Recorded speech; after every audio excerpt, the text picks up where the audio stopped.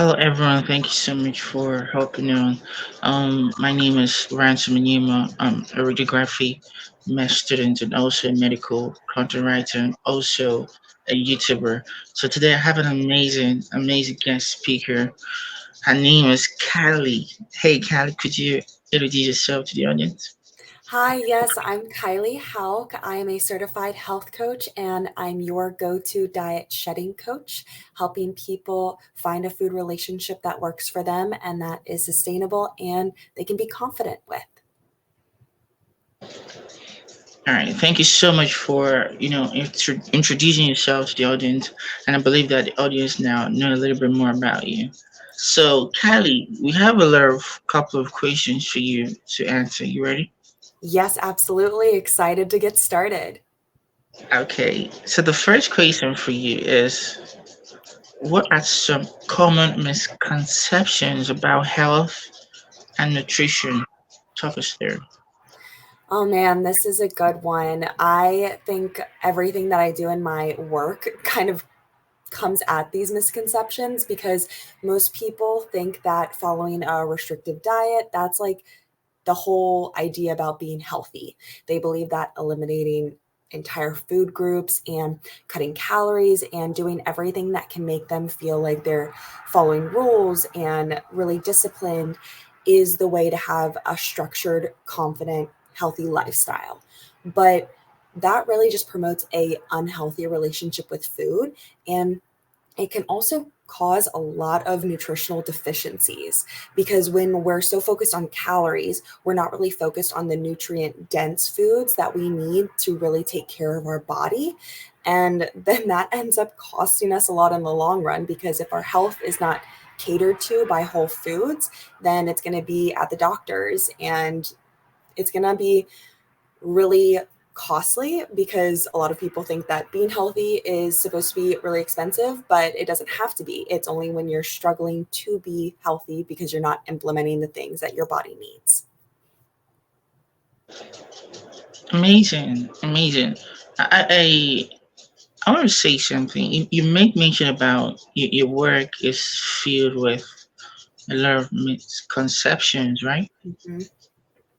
So, in a nutshell, how are you trying to break or breach that misconceptions among people based on your work before we proceed further to the next question? Absolutely. So when I work with people, a lot of them come into food relationships with this idea that they have to be restrictive or depriving themselves in order to have a confident eating habit, in order to have something that is dependable and sustainable. But I come at it with the fact that nothing is sustainable if it's not based around us and our unique needs, what we actually enjoy, our levels of satisfaction. And that can only happen when we tune back into ourselves. So I promote mindful eating because that allows us to relearn how our body actually wants to eat and allows us to actually trust ourselves to eat, to eat in a way that serves us, which dieting can't do. And people are really scared to lean into themselves because they don't trust themselves due to diet culture promoting this idea that you can't be trusted because you lose control. Here's my guideline, here's my list, here's my meal plan. All right. Thank you so much for, talking us through about the common misconceptions about health and nutrition and how you've breached that gap, based on misconceptions about people amongst people based on your work as well. So that, brings me back to the next question for you.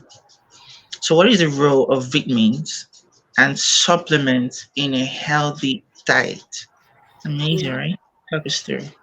Oh my gosh. So, a lot of people I've noticed that are heavy into dieting, they turn to a lot of vitamins and supplements because they know that they have some kind of deficiency or they know that they're restricting themselves in some way. And they think that they can counteract this missing piece with vitamins and supplements. And while those can definitely be like a supportive role in your healthy diet, they don't need to replace all whole foods. And a lot of people are using them as ways to like cut corners and use them to cut calories or lose weight or save on unnecessary eating needs for our body. So, like, whole foods, when we have those in our body, those are actually going to help us feel fulfilled, not only mentally, but physically. We're going to be able to tackle on the day with more energy. We're not going to have those nutrient deficiencies when we have a restrictive diet. But the vitamins and supplements are trying to counteract that. And they can't give us everything we need. They don't have all of the rich nutrients that fruits, vegetables, whole grains, lean proteins, healthy fats have, and they're just kind of a buffer. So for me, I use vitamins in order to offer me a little bit extra like iron because I don't eat meat. I haven't eaten meat in 9 years, but that's not because I think meat is bad. It's just because I don't digest it well. So it's trying to find a balance between what aids you rather than what's just being used because you don't want to deal with implementing whole foods. Wow. You know, I strongly believe that the audience right now know the roles of vitamins and supplements in a healthy diet. And I love that last statement you made mention about knowing what food works for you. You know, Mm-hmm. you mustn't eat everything. Like me, I don't like fish. I don't like eating fish. I don't know why. It's just that I don't do just like fish. I love Yeah, eating meat as well, but I don't like fish. So yeah. you as the audience, you have to figure out what your body likes or what your body doesn't like or something, you know. So you just have to, learn all those things and know what works for you the most. So the next question for you, Kylie, is how do you maintain a healthy diet in a busy life? Because I know you're very busy to talk us through. I'm definitely a busy bee, and I think that that is really common for a lot of adults. We all have this idea that we need to work a lot in order to have a good time. Like we are stuck in this idea that having a career centered life is going to give us all of these other things, but then we become so busy we can't enjoy the other things, right? So I always like to think about a healthy diet as a way that allows you to be flexible, just as something else in your life should allow you to be flexible. We can't just have all work and no play, which is why we can't just have all restriction and no enjoyment. So I think that implementing a healthy diet into a busy lifestyle is about engaging in mindful eating because you're able to enjoy your food, enjoy your meals, enjoy your experiences. And that actually promotes more enjoyment in your life so that you can kind of take a breath and see everything that life has to offer you. And a lot of people believe that mindful eating is something that takes a lot of time, a lot of energy, a lot of patience, but it can actually be done in just a minute before, during, or after your meals or all together. It's just by checking in. And when we can actually understand what we're eating, why we're eating, be present in the moment, just with a simple question of, am I really hungry? Am I eating out of boredom? Am I eating out of stress? Is this food going to satisfy me? And at the end of meals, like, did this food provide me with the energy I need to get through my day? Did this food fulfill me both mentally and physically? Just having these prompting questions while you're going throughout your day helps you take on the day because you know what you need to do next. And it's not about feeling like you have to control what happens next or being stressed out about what happens next, but you can kind of take it on with more confidence because if you feel energized, you know that you can continue until you would be hungry in like 3 or 4 hours rather than stressing about, oh my gosh, that didn't actually fill me. Now I have to think about a snack, but I'm too busy to grab it. And then you just end up binging at the end of the day when life takes a break.